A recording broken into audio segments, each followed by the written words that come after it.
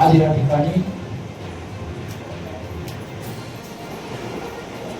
धनगर हा शब्द मला उच्चारताना अवघड वाटतो. मी नेहमी त्यांना गवळी समाज म्हणून, कारण भगवान श्रीकृष्ण यांच्या वंशात ज्याला आपण देव म्हणतो तो देवच आपल्या ह्या समाजातला. म्हणून ह्या समाजाविषयी मला नेहमी आपलेपणा वाटतो. बऱ्याच अंशी त्यामुळे यांच्या चालीरीती, यांच्या संसारातले व्यवहार, यांची मनोभूमिका, यांचं शिक्षण, या सगळ्याचा माझ्या मनामध्ये कित्येक दिवस विचार घडत होता.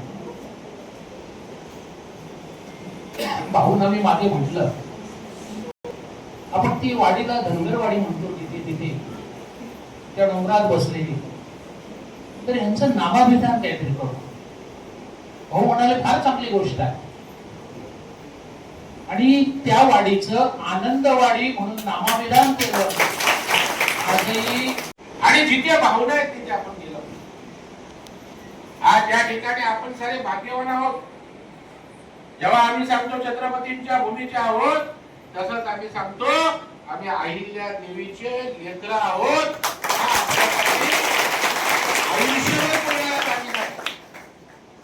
म्हणजे आपल्याला कल्पना नसेल अहिल्या देवी होळकरांचं मोठेपण आपल्याला ऐकून फक्त माहित असतं, परंतु आम्ही राजकीय सामाजिक क्षेत्रामध्ये या ठिकाणी काम करतो आणि त्यावेळेला अहिल्या देवीचं मोठेपण काय आमच्यासारख्या कार्यकर्त्याला समजून येतं. आज या ठिकाणी आपण बघा की पूर्वी प्रशासनामध्ये प्रशासन चालवणार म्हणजे पुरुष, राज्यकर्ते म्हणजे पुरुष. तेव्हा अहिल्या देवल्यांनी चांगलं प्रशासन एक महिला करू शकते हे दाखवून दिलं. चांगला राज्य महिला करू शकते हे अहिल्यादेवी होळकर यांनी त्या ठिकाणी दाखवून दिलं. सन्मान त्या ठिकाणी मिळाला. एक ब्रिटिश इतिहासकार आहे जॉन केयस. या इतिहासकारानं अहिल्याबाईंचं कर्तृत्व बघून त्यांना आदरानं फिलॉसॉफर क्वीन म्हणजे तत्वज्ञानी राणी अशा प्रकारची पदवी सुद्धा त्या ठिकाणी दिली. भाषण करून या समाजाकडून काही घडवू शकतो का? जे आदर्श अहिल्यादेवी होळकरांनी या ठिकाणी दिले त्या आदर्शापैकी काही गोष्टी मी या समाजासाठी करू शकतो का? त्या समाजाला अहिल्यादेवींचा आदर्श घेऊन आपल्याला समाजामधनं काही चांगली लोक करता येतील का? हा विचार मंथन जर अशा कार्यक्रमात झालं नाहीये तर या कार्यक्रमाचा काही उपयोग नाही. आपण ज्या वेळेला सांगतो शिक्षण म्हणजे अहिल्यादेवी होळकर, आणि मग असं असताना माझ्या खेड्यापाड्या डोंगर दऱ्यामध्ये राहणाऱ्या धनगर समाजाच्या शिक्षणासाठी जर आम्ही प्रामाणिक प्रयत्न केला का आमच्या धनगरांची मुलं IAS होऊ शकत नाही? का आमच्या धनगरांची मुलं IPS होऊ शकत नाही? त्यांना मार्गदर्शन नाही, त्यांना दिशा नाही. ती दिशा देण्याचं काम कोल्हापूर तालुक्यात धनगर समाजाने करावं. तुम्हाला लागेल ती योजना, त्या योजना आपण त्यांच्यापर्यंत पोहोचवल्या पाहिजे.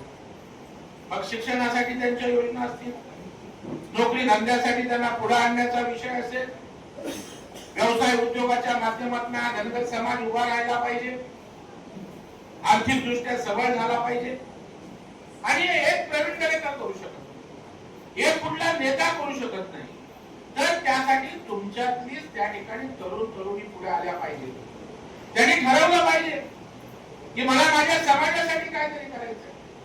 अहिल्यादेवी होळकरांनी जर या ठिकाणी समाजासाठी केलं, हिंदू धर्मस्थळांसाठी केलं, त्या ठिकाणी आदर्श राज्यकारभार दिला, मग मला त्या समाजाचा मनवताना मी पण समाजाला काहीतरी दिलं. देवी होळकरांचं आपण समाज मंदिर प्रस्तावित केलंय.